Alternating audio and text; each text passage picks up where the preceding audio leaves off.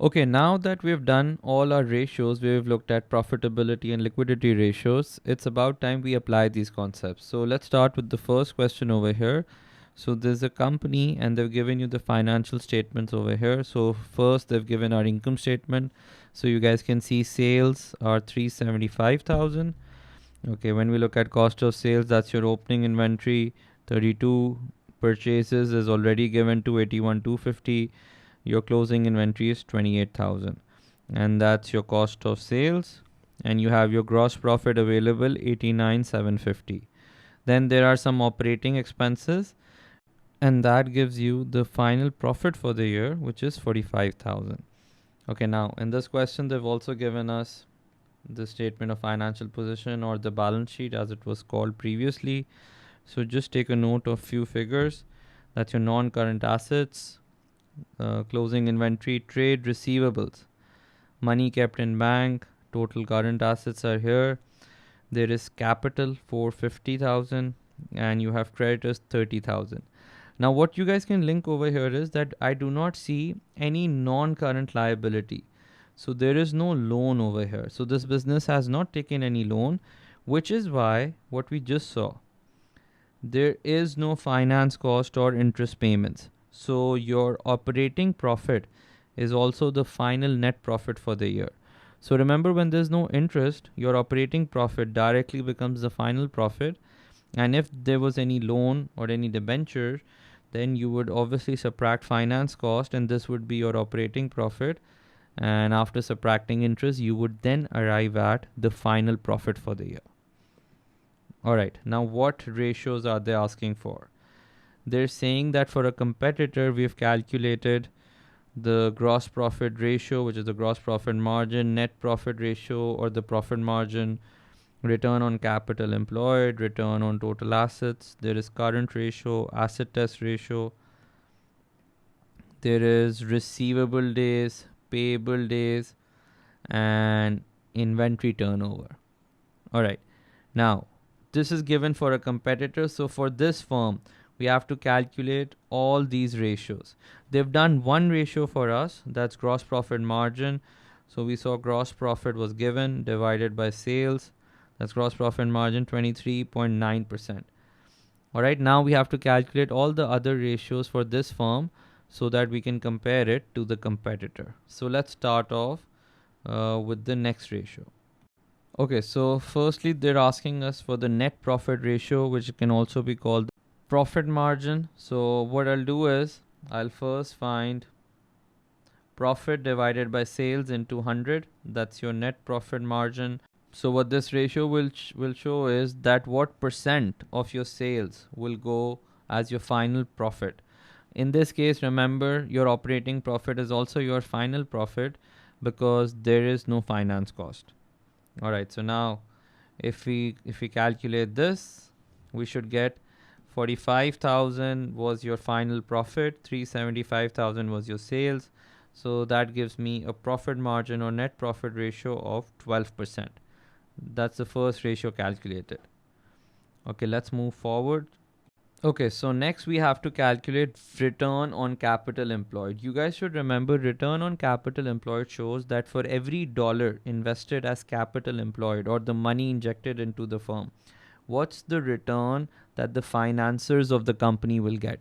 That return is measured by operating profit, which is after adjusting for all your trading cost, after paying off your operating expense. Okay, now in this question, one thing to note is that there is no non-current liability. So the entire money comes from the owners. So if I do the calculations, I can say capital employed is made up of capital, money given by the owner, and non-current liabilities. In this case, non-current liability is 0. So the total money injected into the firm is 450,000. So operating profit is 45,000. Capital employed is 450,000. So that's a 10% return. What this shows is that if you invest $1 into the firm, your return will be 10% on that. I can also say one more thing over here. In this case, return on capital employed will be the same as return on equity. The reason for that is that the entire money comes from the owners or the shareholders, So as a result, the return for the owner is also the business return. All right, let's move forward now. Okay, so after that, they're asking us to calculate return on total assets. So return on total assets would mean that on total assets invested by the firm, what's the return? And that return is again measured by operating profit, which in this case is also the final profit. So again, let's calculate this, guys. Yeah, so 45,000 was your final profit. Total assets are 480,000. That's composed of your non-current and current assets, which gives us a return of 9.4%. So every dollar invested in assets will generate a return of 9.4%. All right, so that's it for the profitability ratios. Now let's take a look at your liquidity ratios. So the first liquidity ratio that the question is asking for is your current ratio. So remember, we defined current ratio as current assets is to current liability. What this ratio shows is that for every $1 of current liabilities. Quick pause. If you're finding value in this explanation, there's so much more to discover. At Alt Academy, we break down every A-level concept with the same level of clarity. Now, let's continue. What amount of current assets does the firm have? Remember, the firm cannot use its non-current assets to pay off current liabilities, and they have to be paid from the current assets. So now if we calculate this over here, 52,000 is the worth of your current assets. That's composed of inventory, receivables, and bank balance. 30,000 is your current liabilities, which is essentially trade payables.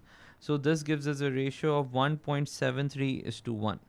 We should take a note over here that the standard current ratio I defined was 2:1.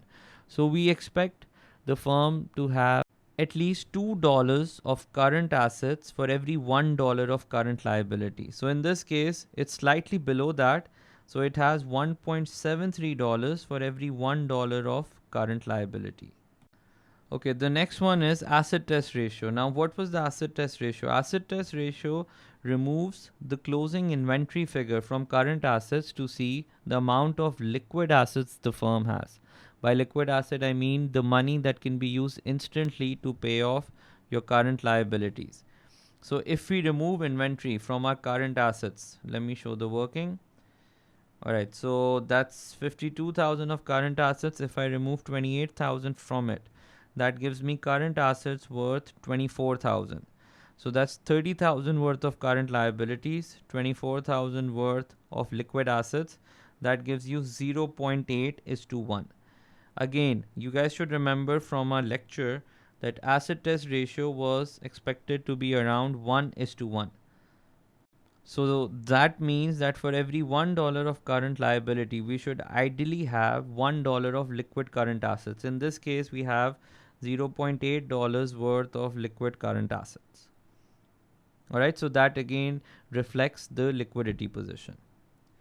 Okay, moving on to some other liquidity ratios. Okay, so what about receivable days? Receivable days measures the number of days taken by the customers to pay off the firm.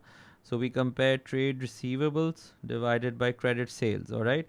Now in this question, it was stated that all sales is on credit. So if I calculate this, yeah. So you guys can see 22,500 are your trade receivables, 375,000 was your sale, multiplied by 365, that's roughly 22 days. That means that your customers take 22 days to pay off the firm their outstanding balance. That's called receivable days. Similarly, we have our trade payable days. Let's take a look at that. So for trade payable days, we will compare your trade payables with your credit purchases. In this case, trade payables is 30,000, your credit purchases is 281,250. So that's 39 days. What does this number show? That now the firm takes 39 days to pay off its suppliers. All right, that's the expected time taken by the firm to clear off its suppliers. Remember, it's always better that we receive money from receivable first so that we can pay it out from these receipts. All right. Okay, now the last ratio was on inventory turnover. So what should we do about inventory turnover? Okay, so if you have to calculate inventory turnover, not in days, but I can say in times over here.